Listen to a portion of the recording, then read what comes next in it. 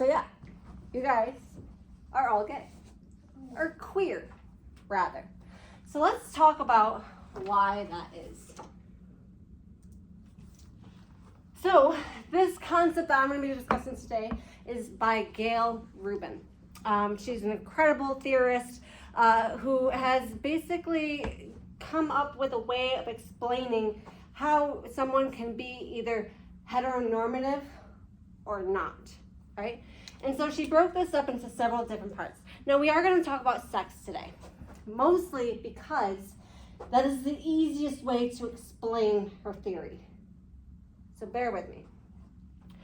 This inside circle is the golden circle. This is where we supposedly want to be. This is where we are accepted by society.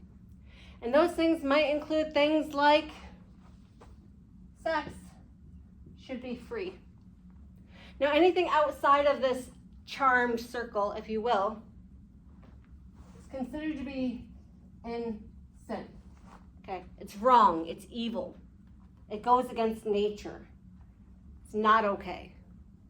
So anything inside of this charmed circle, it's acceptable. You're approved. Anything outside is bad and wrong, according to heteronormative expectations. Let me spell that one out.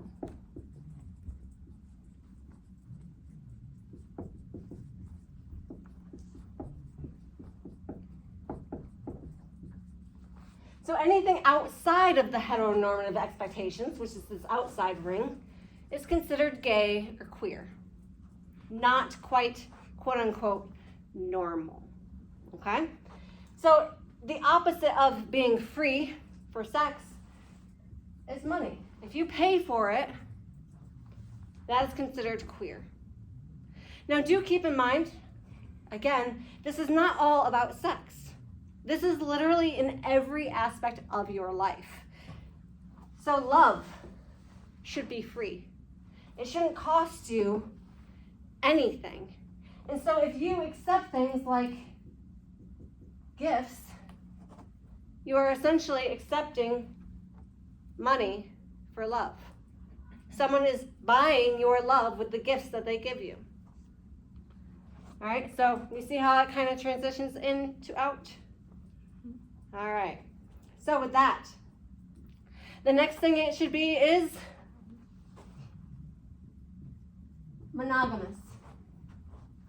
One person only, okay? Anything outside of that is considered promiscuous.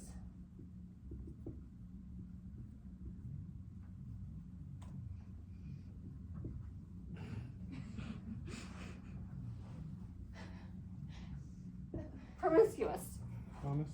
You promise? So, how would that look like outside of the terms of sexuality?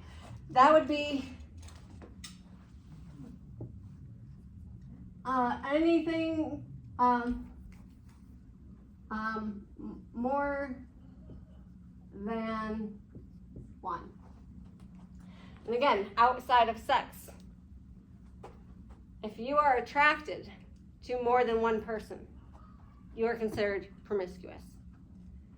If you're like, oh, check out that hot guy over there, whoops, you're gay, queer rather, right? You're not following the one person only, the one true love of your life, the one and only person that is meant for you.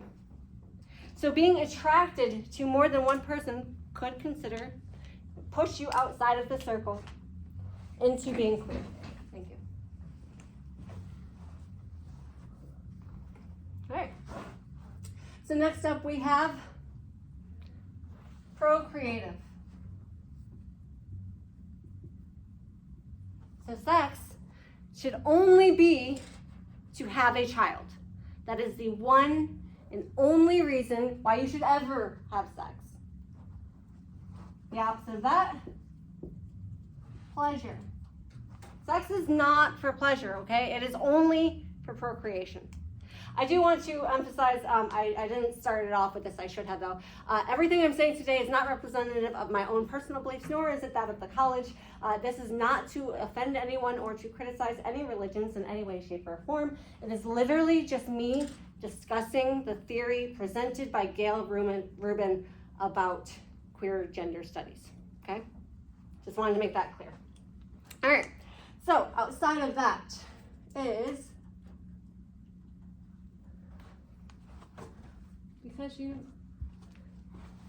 simply because you like them.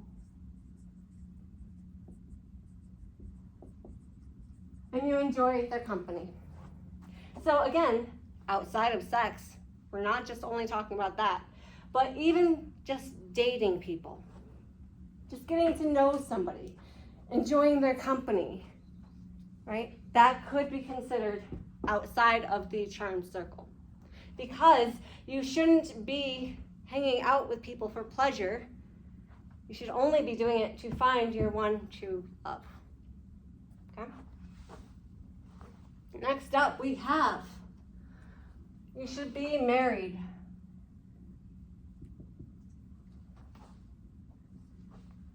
All right, the opposite of that, of course, is the in sin. We can get rid of this now. And if we pull that out even further, simple attraction. So being attracted to more than one person, you are not married to them, you are single. In fact, if you are single, you get attraction. I was over here. I was single. So if you are not married and you are dating people or you're attracted to people or having sex outside of marriage, any of that, that's being against heteronormative expectations. Let's break that part down a little bit. Because what does that even mean? Yeah, I can give you guys examples of what that is, but what does that mean? Let me show you. This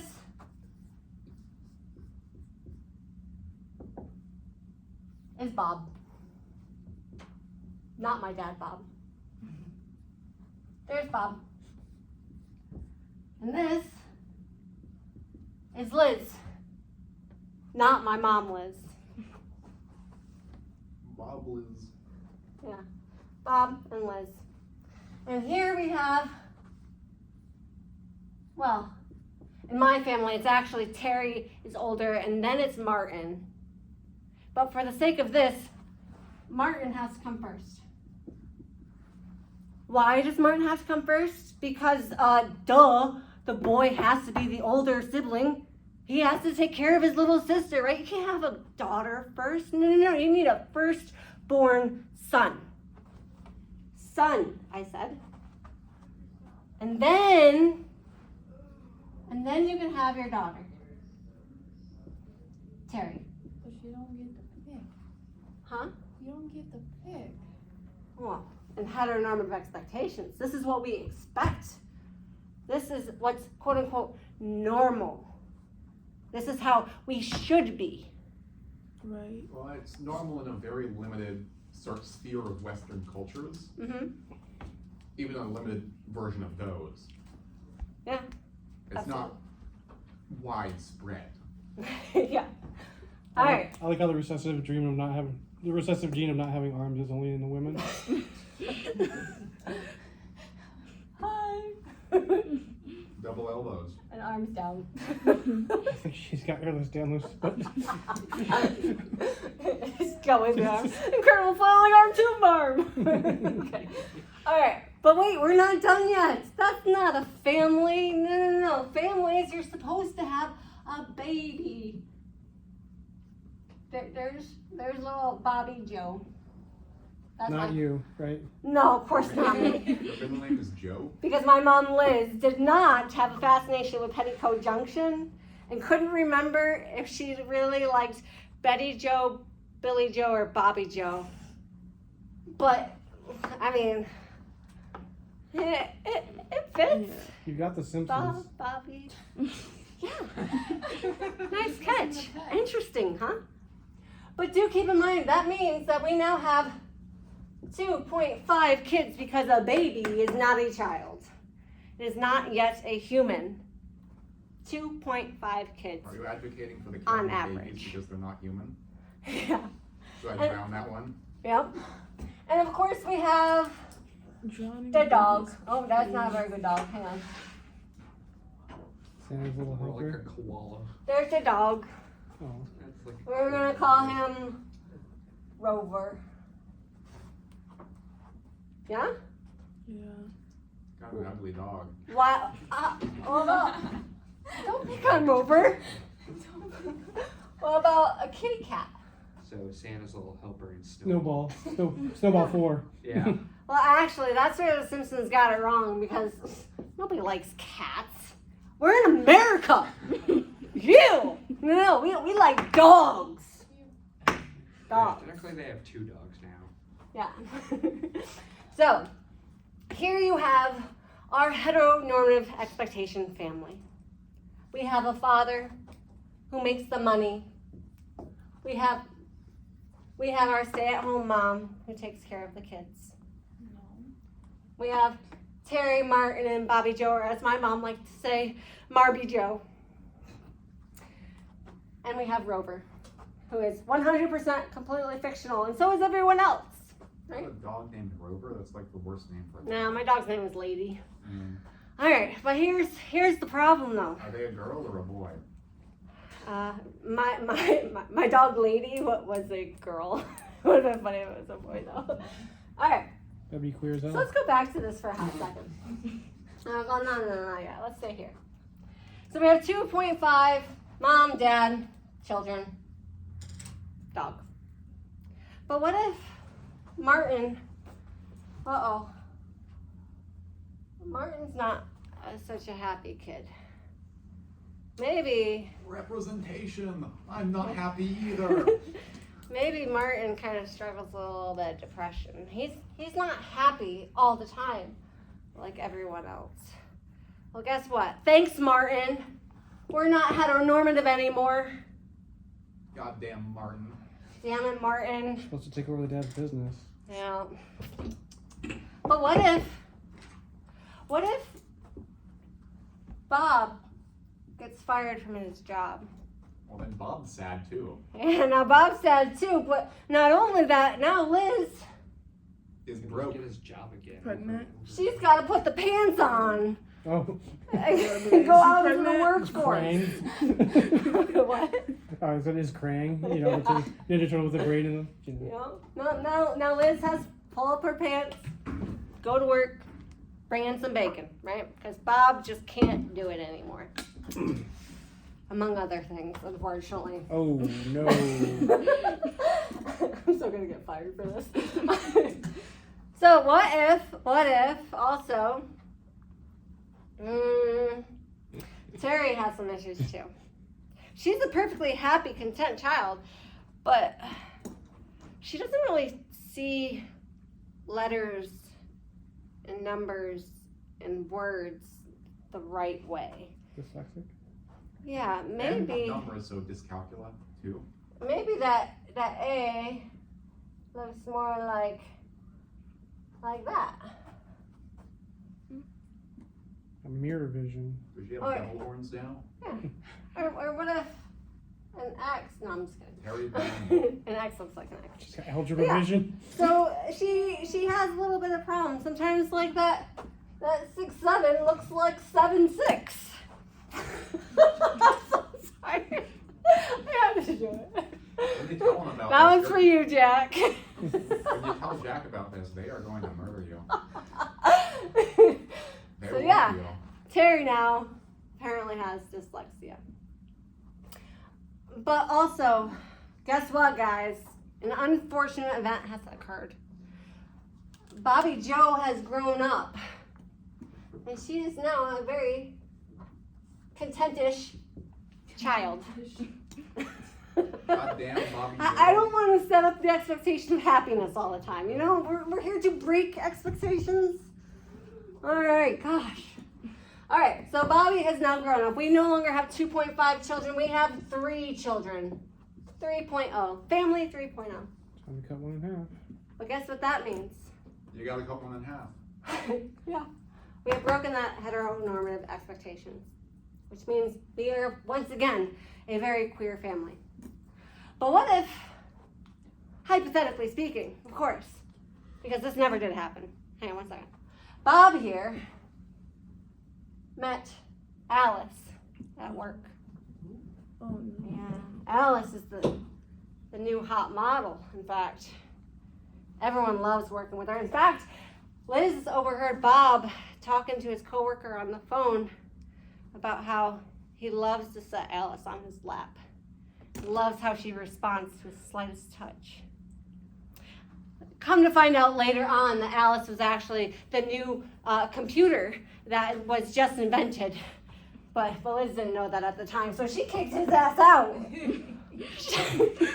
That was actually a little short story my grandma wrote. I came across the letter the other day. I was like, oh my god, this is hilarious. And it was even funnier because it was during the time that like computers were new. It made it great. Anywho, Bob is gone.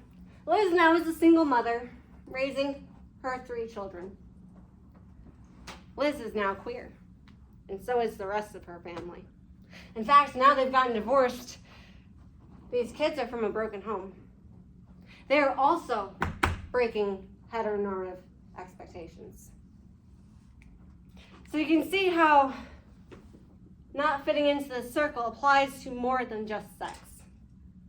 So let's look at a few more of these. We have in a relationship.